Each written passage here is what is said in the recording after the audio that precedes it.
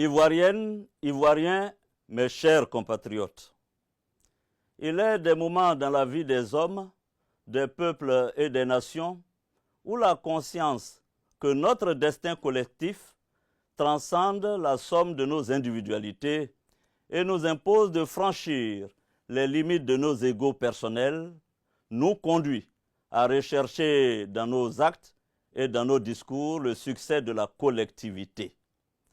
Cet impératif sacrificiel est particulièrement ardent et nécessaire en cette période de péril grave et imminent sur nos vies, nos libertés, nos droits civiques et politiques, en un mot, sur notre démocratie.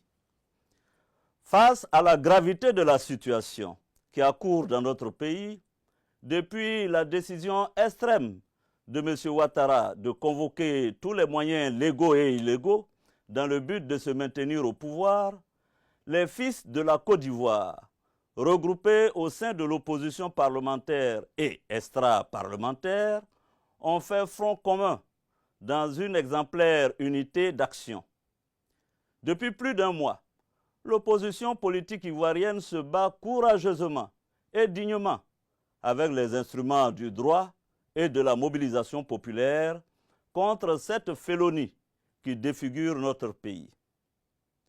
Devant la violation flagrante de notre Constitution, le sang de nos compatriotes qui est versé chaque jour et le parjure déshonorant dont s'est rendu coupable l'ex-président, j'ai décidé de m'assumer et de prendre la parole. Je prends la parole car mon honneur me le commande. La dignité de notre pays l'exige et le souvenir du sacrifice de tous ces illustres fils du pays tombés pour la défense des valeurs de la République et de la démocratie me l'ordonne. Face à la mobilisation du peuple de Côte d'Ivoire, et vu le peu d'empressement de notre armée nationale à participer à l'hécatombe à laquelle il l'invitait, M. Alassane Ouattara a mobilisé pour servir sa cause, hélas, de nombreux miliciens et supplétifs armés qui mènent actuellement notre pays au chaos, en massacrant à l'arme blanche et même à l'arme de guerre nos compatriotes qui manifestent les mains nues. Ces hordes endoctrinées tailladent à la machette leurs pauvres victimes, allant jusqu'à incendier des habitations avec leurs occupants à l'intérieur. Un programme de repérage systématique des partisans de l'opposition en vue de leur élimination est en cours. Mes chères concitoyennes, mes chers concitoyens, c'est le lieu pour moi de saluer votre mobilisation exemplaire qui a permis de faire échec à la pire farce électorale de l'histoire de notre nation, orchestrée, comme vous le savez, piteusement par M. Alassane Ouattara, engagé dans son aventure effrénée et périlleuse de s'éterniser au pouvoir. Bravant ce peuple qu'il a vomi et rejeté, il entend s'autoproclamer pour la 3e fois président de la République.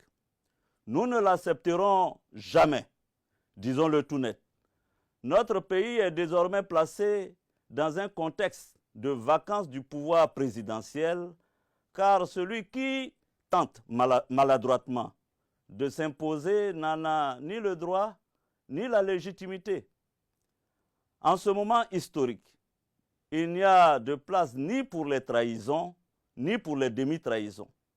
C'est donc la raison pour laquelle l'opposition responsable, constatant la vacance du pouvoir présidentiel, a décidé, dans le cadre de l'espérance due au peuple, d'ouvrir une transition politique. Le Conseil national de transition a été créé pour assurer les charges exécutives de l'État, assurer le fonctionnement régulier des organes et des institutions républicaines durant toute la période de transition. L'ancien président de la République, son Excellence M. Henri Konan Bédié, président du PDCI-RDA, a été désigné pour présider le Conseil national de transition dont je suis membre. Installé dans le schéma mental de tous les dictateurs tropicaux, M. Alassane Ouattara a basculé dans la violence aveugle en déchaînant une répression brutale via ses forces endoctrinées contre les principaux leaders de la transition. Ainsi, le président Henri Konan Bédié, président du Conseil national de transition, est l'objet d'un blocus à son domicile.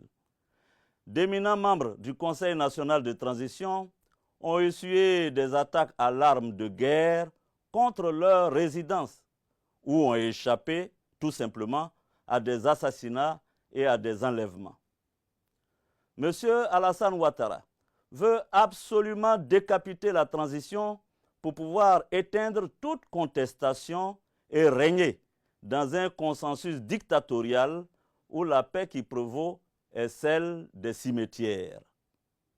Moi, vu la traque contre les principaux dirigeants du Conseil national de transition, je décide en toute responsabilité de m'inscrire dans la continuité de l'œuvre entamée en contribuant à la mise en place effective des organes de la transition.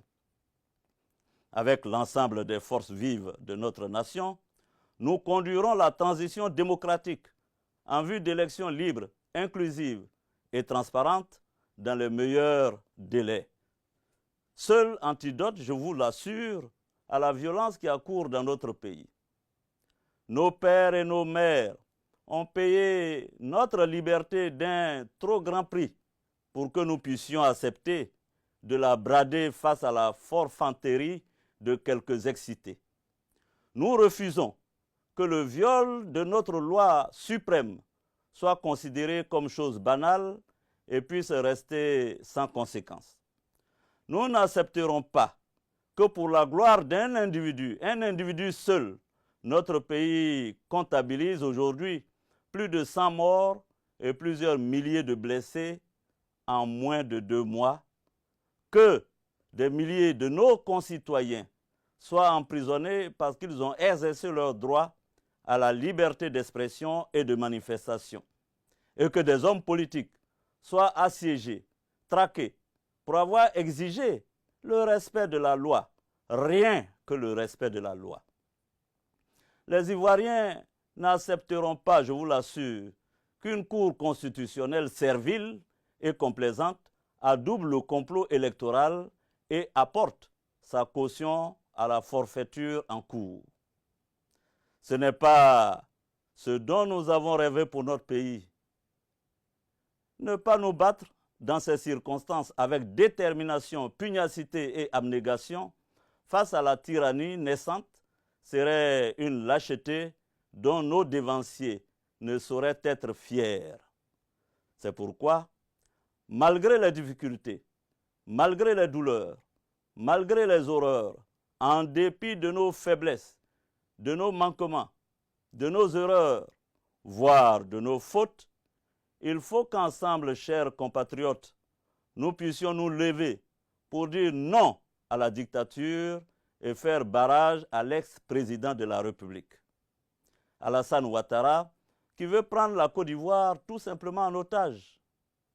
Le peuple ivoirien a montré son courage en refusant de se soumettre à la vindicte dictatoriale de l'ex-président, en appliquant courageusement le mot d'ordre de désobéissance civile.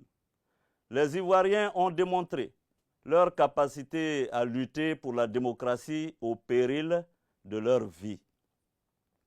Je m'adresse ici et maintenant au corps constitué et à nos vaillantes forces de défense et de sécurité.